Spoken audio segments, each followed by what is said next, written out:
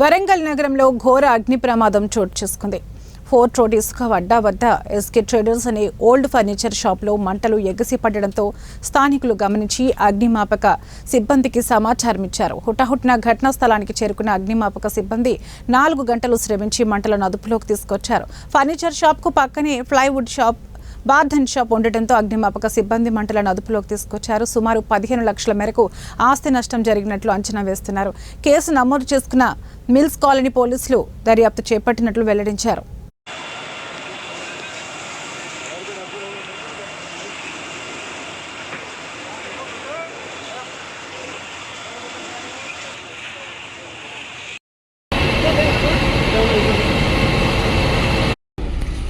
బారదా రవాణా మీ గోదాంలో మంటలు అనుకుంటారని చెప్పి ఫోన్ చేయడం జరిగింది. తక్షణం రాగానే ఆ కొత్తకు మంటలు వస్తుంది. అప్పు చేద్దామని ఇక్కడ వాటర్ ఫెసిలిటీ ఏం లేదు. వాళ్ళకు ఇమీడియట్లీ ఫైర్ వాళ్ళకి ఫోన్ చేయడం జరిగింది. వాళ్ళు సకాలంలో టైంకి వచ్చి మంటలు ఆర్పడం జరిగింది. ఈ లోపు అంతా అడ్డుకుంది. మాకు 3-4 లక్షలు అంటే ఓన్లీ కార్ఖానే కాదు. ఉదయం 4:45 డైలెండర్ కాల్ రావడం జరిగింది. ఇమ్మీడియట్లీ మా పోలీసు వాళ్ళు స్పందించి ఇమ్మీడియట్లీ స్పాట్ రావడం జరిగింది.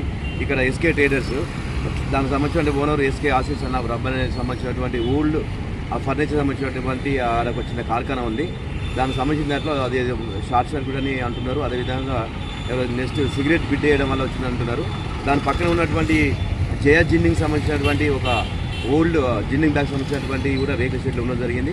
అది కూడా క్రమేపీ 2 కూడా అంటుకోవడం జరిగింది. సుమారుగా ఈ ఓల్డ్ ఫర్నిచర్ సంబంధించి సుమారు 3 లక్షల రూపాయలు, అదేవిధంగా జిన్నింగ్ సంబంధించి కూడా ఒక 6 లక్షల రూపాయల ఆ సరుకు దగ్గరైంది. ఇమ్మీడియట్లీ ఫైర్ వాళ్ళు కూడా పోలీసు వాళ్ళందరూ కూడా ఇమ్మీడియట్ ఫైర్ కంట్రోల్ అవ్వడం జరిగింది. ఎవరికి కూడా ఇబ్బంది ఏం లేకుండా మిగతా ఉన్నటువంటి వాళ్ళందరూ కూడా అలర్ట్ చేసి అక్కడ ఉన్నటువంటి ఎటువంటి ఆస్తి నష్టం జరగకుండా, ప్రాణ నష్టం జరగకుండా వీళ్ళందరూ కూడా మనం సహకరించడం జరిగింది.